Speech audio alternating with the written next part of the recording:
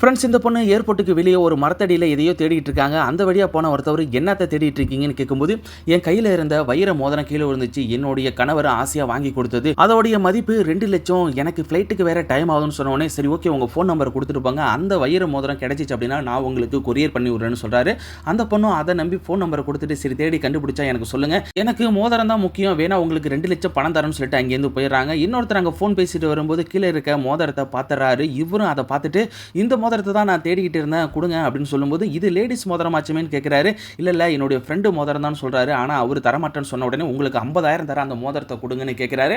அவரும் சரி ஓகே 50,000 பணம் கிடைக்குதுன்னு சொல்லி அந்த மோதிரத்தை கொடுத்துட்டு 50,000 பணத்தை வாங்கிட்டு அங்கேயே இருந்து போயிடுறாரு. இவருக்கு ஒரே சந்தோஷம், அந்த பொண்ணை ஏமாத்திட்டோம், இதுக்கப்புறம் அந்த பொண்ணுக்கு நம்ம மோதிரத்தெல்லாம் அனுப்ப வேண்டாம், இதை போயிட்டு விற்றோம் அப்படின்னா நமக்கு 2,00,000க்கு மேலே கிடைக்கணும், ரொம்ப சந்தோஷப்படுறாரு. ஆனால் உண்மை என்னன்னா, இவங்க 2 பேரும் பிளான் பண்ணி 5,000 ரூபாய்க்கு மோதிரத்தை வாங்கிட்டு வந்து கீழே போட்டு இப்படி நாடகமாடி அவர்கிட்ட இருந்து 50,000 பறிச்சிருக்காங்க. பேராசை என்னைக்கும் பெருநஷ்டத்தில் தாங்க முடியும்.